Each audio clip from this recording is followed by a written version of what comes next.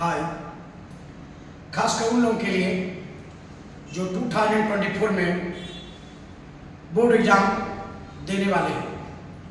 वो बोर्ड कोई भी हो, सीबीएसई हो या आईसीएसई हो, ये कोई मैटर नहीं करता है।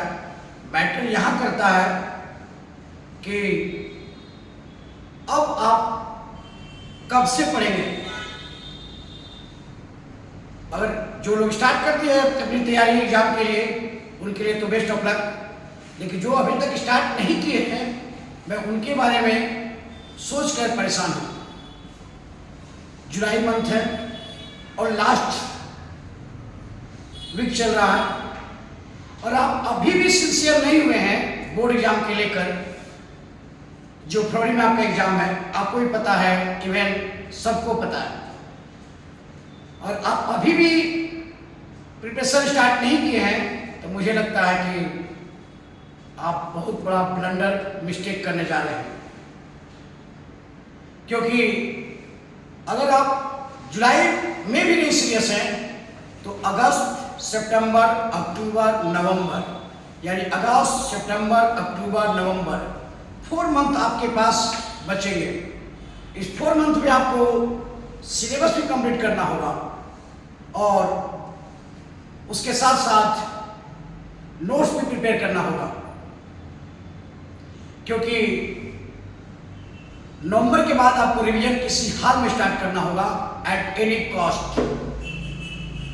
अभी तक आप अपना प्रिपरेशन स्टार्ट नहीं किए हैं, तो आप कब करेंगे, आप खुद अपने आप से पूछिए।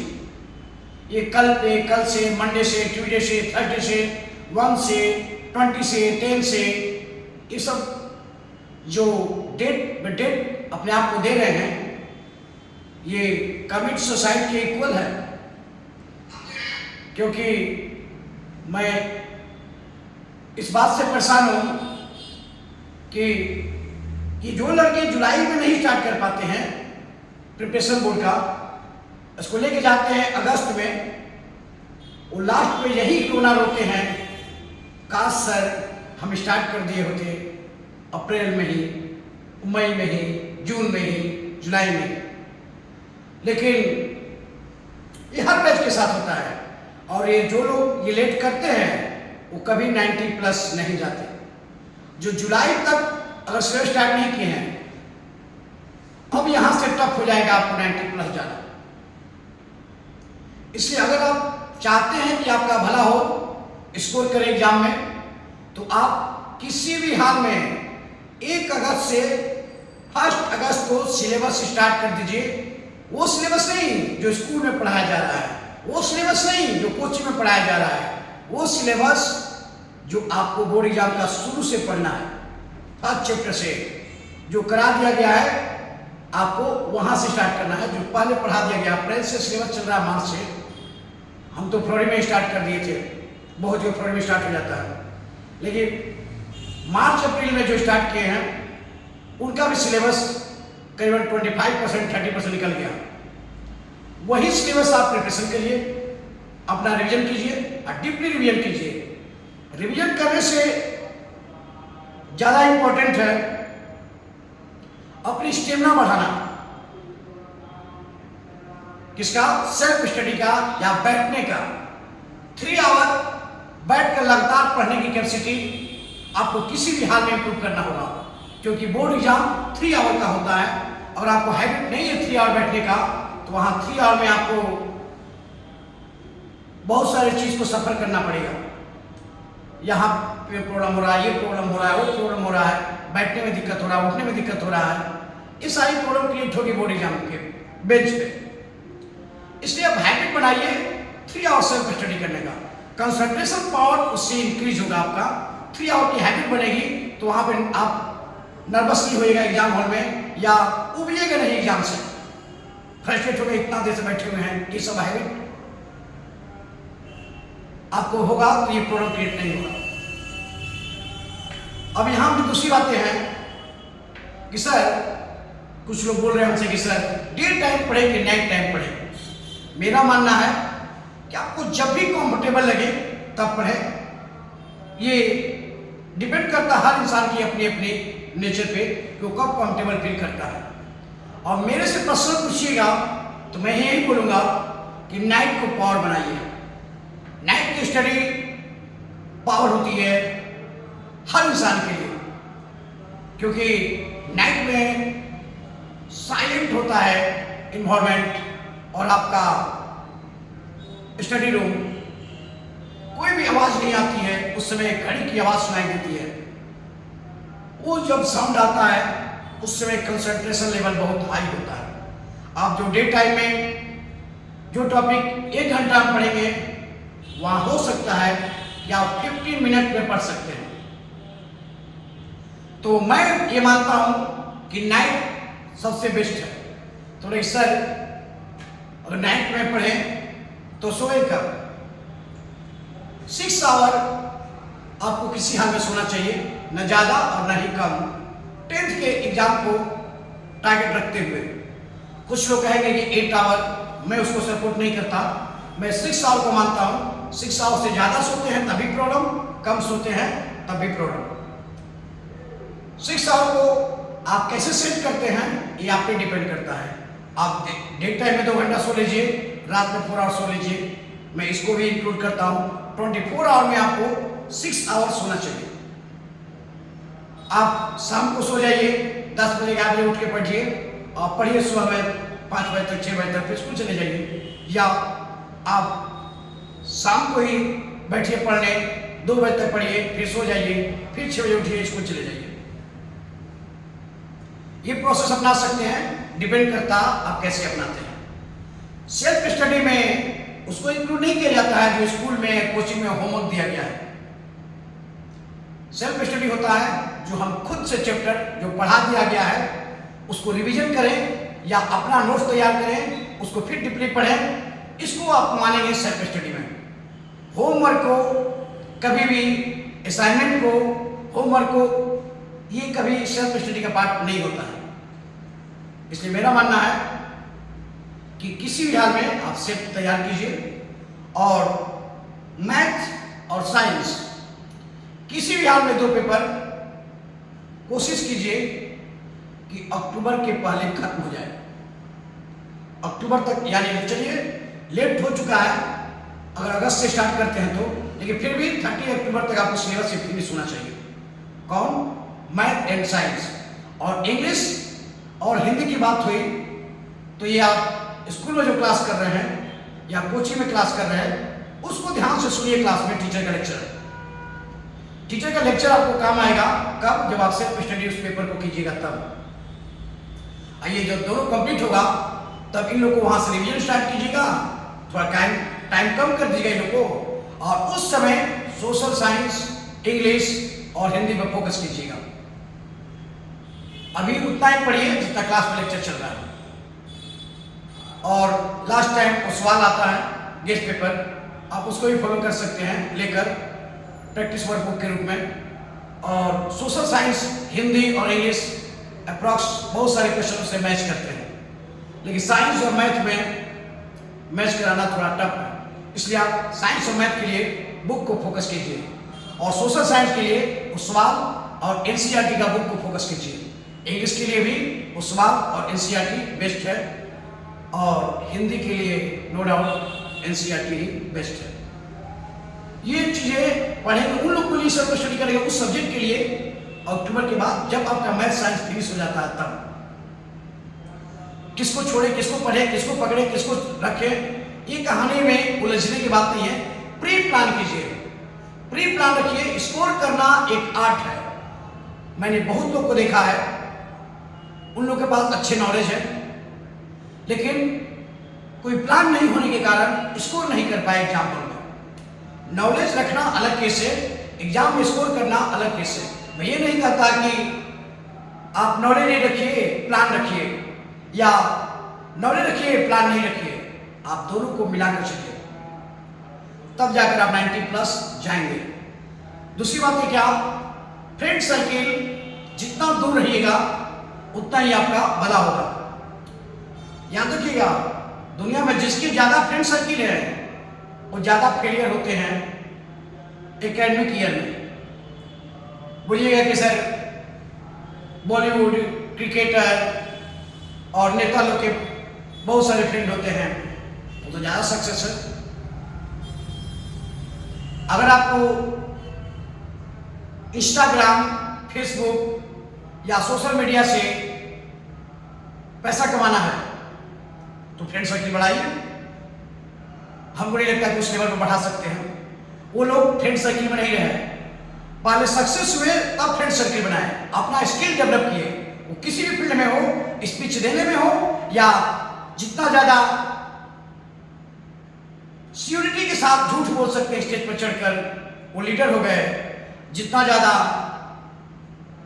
एक्टिंग में डेवलप किए, वो बॉलीवुड के स्टार हो गए।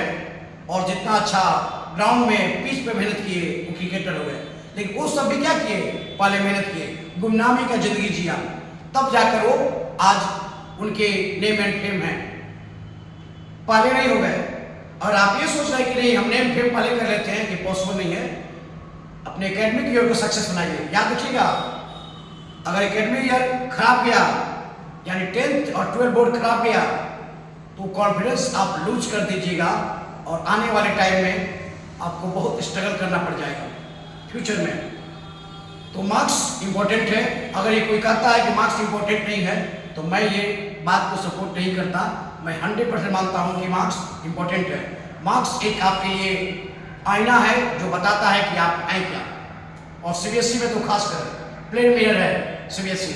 आप जो होंगे वही दिखेंगे, और जो आप दिख रहे हैं मार्क्स में, आप वही हैं। ये 100% श्योर रहिएगा। मार्क्स 100% आपको रिप्रेजेंट करता है, इसमें कोई इफ बट नहीं है। तो प्री प्लान कीजिए, कौन पेपर आपका स्ट्रांग है।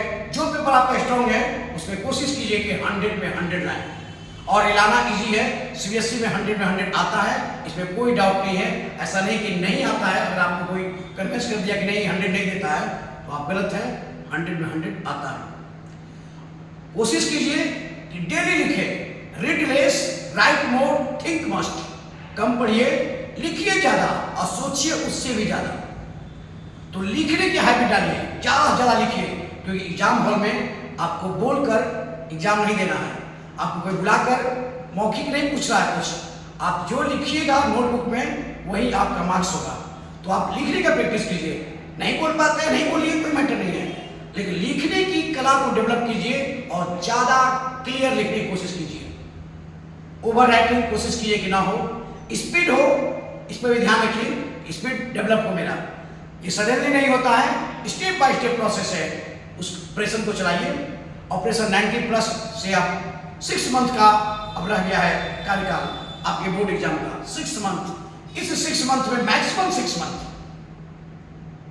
इसलिए इस 6 मंथ में आप बोर्ड एग्जाम में बैठ जाइएगा। सोच रहे हैं ना? तो मेरा मानना है इस 6 मंथ को ऐसे यूटिलाइज कीजिए कि खुद आप भी सोचने पर मजबूर हो जाएं कि क्या कोई ऐसा स्ट्रगल कर सकता है। आपने नर्सरी से 9th तक, इवन 10th के हाफ तक एंजॉय किया है, इसमें कोई डाउट नहीं है। लेकिन आप ये सोचते हैं कि बोर्ड एग्जाम 10th सिर्फ 10th के पढ़ के एग्जाम दिया जाता है, तो आप गलत हैं। ये 10th बोर्ड एग्जाम के लिए आप 13 ईयर से पढ़ रहे हैं, 13 साल से पढ़ रहे हैं आप इसी बोर्ड एग्जाम के लिए। नर्सरी, एलकेजी, यूकेजी, 1, 2, 3 आप सब पढ़ रहे थे, किस लिए? ताकि नॉलेज को लिखने के, पढ़ने के सीख सकते।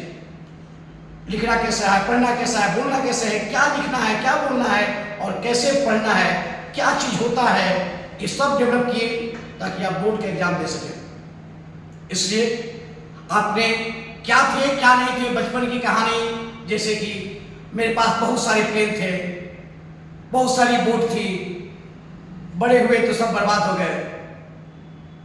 तो बाद में पता चला कि वो बोट पेपर के बनाते थे, बाइट्स होती थी उसमें, नाली में डाल के तैराते थे। और प्लेन क्या, पेपर के बनाते थे और क्लास में उड़ाते थे। वो प्लेन और नर्सरी, एलकेजी, यूकेजी का मार्क्स, रिजल्ट वही है जो प्लेन का है। यानी जो आपका प्लेन है वही आपका वो मार्क्स है। नर्सरी, एलकेजी, यूकेजी 1, 2, 3, 4 का मार्क्स का कोई इंपॉर्टेंट नहीं रहता है। वो आप क्या थे, 100 में 100 लाते थे, वहाँ कोई मैटर नहीं है। कोई आपको देखने नहीं जाता है, इवन आपके पास भी नहीं होगा। एक दो बंदे अपने रखे होंगे पैंट्स अपने बच्चे की याद में, वो अलग बातें हैं, लेकिन कोई नहीं रखता है। आपकी पहचान, आपका फाइल, आपका प्रोफाइल बनता है 10th के सर्टिफिकेट स्टार्टिंग है। उसके बाद आप जितने 10+2 इंजीनियरिंग मेडिकल जो करना है करते रहिए, लेकिन पहला स्टार्ट होता है 10th से। First impression is the last impression, आपको भी पता होगा। इसलिए मेरा मानना है कि 10th में जी जान लगा दीजिए, अपना सब कुछ जोड़ दीजिए एक बार में। क्या होगा, मार्क्स नहीं आएगा तो अफसोस नहीं होगा। अब ये बात है कि मैंने मेहनत नहीं किया, काश पहले पढ़े होते, काश अगस्त में स्टार्ट कर दिए होते, काश मई में स्टार्ट कर दिए होते। ये चीजों से अब बच जाइएगा। आप स्ट्रगल कीजिए, 100% श्योर है हम स्कोर होगा। लेकिन ये कल मंडे से ट्यूसडे, ट्यूसडे से थर्सडे, अप्रैल से मई, मई से जून, जून से जुलाई, ये जो डेट पे डेट आप बढ़ा रहे हैं ना, ये आप अपने बर्बादी को पास बुला रहे हैं। काफी लेट हो चुका है, गले तक पानी आ गई है, अब हाथ पैर नहीं मारिएगा तो डूब जाइएगा। इसलिए मेरा रिक्वेस्ट है, जो भी बोर्ड एग्जाम देने वाले हैं, चाहे वो 10th हो या 12+2 हो, यहाँ से आप लग जाइए पूरे जोर शोर से। रूह भी कांप जाए कि क्या कोई ऐसे भी मेहनत कर सकता है। आपने क्या किया पीछे 9 सालों में, ये कोई मैटर नहीं करता है, लेकिन आप इस 6 मंथ में क्या करते हैं, ये बहुत बड़ा मैटर करता है। And is fine, everything is fine, अंत भला तो सब भला। आप पहले क्या किए, कैसे थे स्टूडेंट, कैसे नहीं थे स्टूडेंट, 8 में कितना रैंक था, 9th में कितना रैंक था, ये कोई नहीं पूछने वाला है। लेकिन आप 10th में कितना स्कोर किए, ये पूरा हिस्ट्री आपसे पूछेगी, आने वाला फ्यूचर भी आपसे पूछेगा, और आपकी पहचान उस मार्क्स से होगी। आपको कॉन्फिडेंस इतना टॉप पे लेके जाएगा कि आप कभी भी A ग्रेड, B ग्रेड की जॉब के बारे में सोचिएगा, कभी D ग्रेड, C ग्रेड के बारे में सोचिएगा भी नहीं। इससे अगर मार्क्स यहाँ खराब हुआ तो 100 में 1-2 बंदे होते हैं जो 10th में स्कोर नहीं करके, 10+2 में स्कोर नहीं करके भी IAS बन गए हों। लेकिन याद रखिएगा, तब भी न्यूज बनता है कि मैट्रिक में आया, 10th में आया 2nd डिवीजन, फिर भी बना IAS। आप देखे होंगे बहुत सारे न्यूज में, 12 में आया 2nd डिवीजन। इस पर नहीं डिस्कस कम करते हैं लोग, लेकिन 10th पर जरूर डिस्कस करते हैं कि 10th में आया 2nd डिवीजन, फिर भी बना IAS। सोचिए, आपकी बेइज्जती कर रहे हैं कि आपका इज्जत बना रहा है मीडिया वाले, ये आपको सोचने की बात है। यानी आप IAS बन गए, फिर भी वो पाप नहीं कटा जो आप 10th में 2nd आए थे। इसलिए ऐसे ऐसे रिलेटिव के आपके घर कॉल आएंगे ना, आप सोच भी नहीं पाइएगा कि इसको कैसे पता है कि ये बोर्ड एग्जाम देने वाला है। नानी के मामा के बेटा के भाई का बहन कॉल की है, फोन लगा दिया जाएगा तो आपको दे दिया जाएगा, देखिए बात करो। रिजल्ट आने के बाद, जिस दिन रिजल्ट आएगा उस दिन ऐसे ऐसे लोगों को कॉल आएंगे जो कभी आप न देखे थे और न उनके बारे में कभी सुने थे। और ये खासकर जो अपने लोग होते हैं ना, वो इतना कमेंटबाजी करेंगे ना, लाइफ आपका बद से बदतर बना देंगे। कॉन्फिडेंस बॉटम पे चला जाएगा और वहां से उठ पाना अगले 40 साल तक हिम्मत नहीं होगा। बहुत रेयर केस में 1-2 बंदे होते हैं जो एग्जाम्पल बन जाते हैं, और एक्सेप्शन कभी एग्जाम्पल नहीं होते। और आप ऐसा सोचते हैं कि हाँ 10th में स्कोर कम हुआ तो क्या हुआ, हम एक ही बार क्वालिफाई कर जाएगा IIT क्या IAS बन जाएंगे। ये सब चीजें बोलने में अच्छा लगता है, सामने जो है उसको आप सॉल्व कर नहीं सकते। फ्यूचर में क्या करिएगा ये कहना बहुत टफ है। इसलिए अभी सामने है, अपने आप को शो कीजिए कि हाँ मैं बहुत कुछ कर सकता हूँ।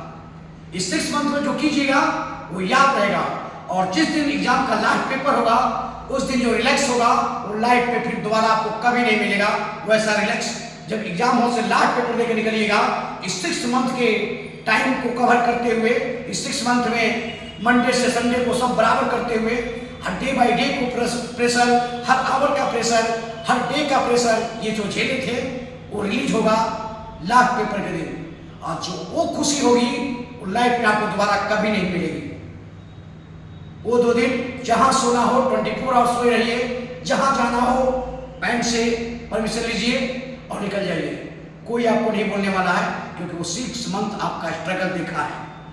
और आप भी अपने आप को मैसेज दे दीजिएगा कि जरूरत जब भी पड़ता है, जब नहीं है एक्टिव तो नहीं एक्टिव है, जब एक्टिव हुए तो दुनिया देखी कि कैसे एक्टिव हुआ जाता है।